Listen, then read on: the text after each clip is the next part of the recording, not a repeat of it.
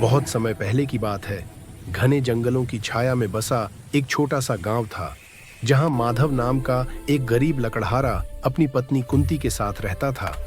दोनों का जीवन सादगी और अभावों से भरा था। दिन भर जंगल से लकड़ी काट कर लाना और उसे बेचकर किसी तरह गुजारा करना ही उनका नित्य कर्म था। धन दौलत तो दूर, उनके घर में संतान का सुख भी नहीं था। यही बात उनके जीवन का सबसे बड़ा दुख थी। उम्र ढलती जा रही थी और बुढ़ापे का सहारा कोई नहीं था। हर दिन वे वन देवता के आगे हाथ जोड़कर प्रार्थना करते, हे प्रभु, हमें एक संतान दे दो, चाहे वह जैसी भी हो, बस हमारे जीवन को सूना मत रहने दो। एक दिन माधव जंगल में लकड़ी काट रहा था कि अचानक उसे एक विचित्र सी चमक दिखाई दी। वह चौंक कर उस ओर बढ़ा।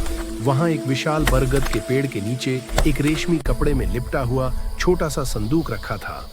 जब उसने उसे खोला तो भीतर सफेद रंग का एक नन्हा सांप कुंडली मारे लेटा था। उसकी आंखें असाधारण रूप से चमकदार और मानवीय थीं। माधव डर गया और पीछे हटने ही वाला था कि तभी उस सांप ने मनुष्य की वाणी में कहा, डरो मत पिता, मैं आपका ही बेटा हूं। माधव स्तब्ध रह गया। भय, आश्चर्य और करुणा, तीनों भाव उसके मन में एक साथ उमड़ पड़े। उसने सांप को उठाया और घर ले आया। कुंती पहले तो भयभीत हुई, लेकिन जब उस सांप ने उसे मां कहकर पुकारा तो उसका हृदय पिघल गया। वर्षों की तपस्या रंग ला चुकी थी। उन्होंने उस बच्चे का नाम रखा श्वेत। श्वेत साधारण नहीं था, वह असाधारण तेजी से बढ़ने लगा। उसमें अद्भुत शक्तियां थीं। जब माधव जंगल में लकड़ी काटने जाता, श्वेत अपनी शक्तियों से पेड़ों को स्वयं गिरा देता। धीरे धीरे माधव का परिश्रम कम और आमदनी अधिक होने लगी। उनकी गरीबी दूर हो गई। गांव वाले आश्चर्य करने लगे, पर किसी को श्वेत के अस्तित्व का पता नहीं था। समय बीतता गया। एक दिन श्वेत ने अपनी मां से कहा, मां, अब मैं विवाह योग्य हो गया हूं। आप राजा से कहिए कि वे अपनी सबसे छोटी बेटी का विवाह मुझसे कर दें। कुंती कांप उठी। एक सांप और राजा की बेटी, यह तो मृत्यु को निमंत्रण देने जैसा था। लेकिन श्वेत के विश्वास और दृढ़ता के आगे उसे झुकना पड़ा। राजा के दरबार में यह प्रस्ताव सुनते ही हाहाकार मच गया। राजा क्रोध से भर उठे और कुंती को अपमानित कर बाहर निकलवा दिया। उसी क्षण श्वेत ने अपना क्रोध प्रकट किया। उसकी फुफकार से आकाश में काले बादल छा गए। ओले, पत्थर और बाढ़ ने पूरे राज्य को हिला दिया। तब ज्योतिषियों ने बताया कि यह उसी दिव्य सांप का प्रकोप है। राजा को झुकना पड़ा।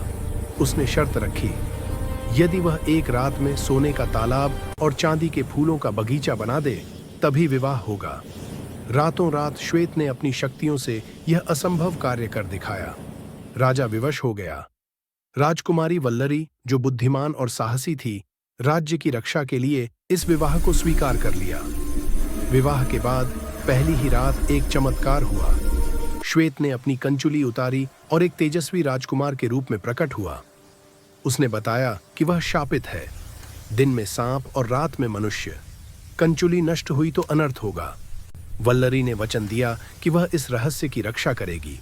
कुछ समय तक सब ठीक चला, लेकिन वल्लरी की बहनों और मां को यह विवाह स्वीकार नहीं था। मां के बहकावे में आकर वल्लरी ने एक रात श्वेत की कंचुली जला दी। उसी क्षण श्वेत दर्द से कराह उठा। उसका श्राप अधूरा टूट गया। अब मुझे जाना होगा, श्वेत बोला। अगर मुझे पाना है तो लोहे के जूते पहनकर 7 समंदर और 7 पहाड़ पार करने होंगे। वल्लरी का संसार उजड़ गया, पर उसका प्रेम जीवित था। उसने राजसी जीवन त्यागा, लोहे के जूते पहने और पति की खोज में निकल पड़ी। वर्षों तक उसने जंगल, रेगिस्तान और पर्वत पार किए। अंततः वह अंधेरी दुनिया पहुंची, जहां एक जादूगरनी ने श्वेत को बंदी बना रखा था। वल्लरी ने असंभव लगने वाले कार्य पूरे किए। अनाज छांटना, मगरमच्छों की झील से सुनहरा सेब लाना। अंत में जादूगरनी ने धोखा दिया, लेकिन वल्लरी की बुद्धि और साहस से वही जादूगरनी अपनी ही आग में जलकर भस्म हो गई। महल ढह गया, श्राप टूट गया, श्वेत मुक्त हो गया। अंततः दोनों अपने माता पिता के पास लौटे। राजा ने क्षमा मांगी। माधव और कुंती को सम्मान मिला। श्वेत और वल्लरी का जीवन प्रेम, विश्वास और संघर्ष की विजय का प्रतीक बन गया। यह कथा सिखाती है कि सच्चा प्रेम परीक्षा से नहीं डरता और जो वचन तोड़ता है उसे पश्चाताप का मार्ग तय करना पड़ता है।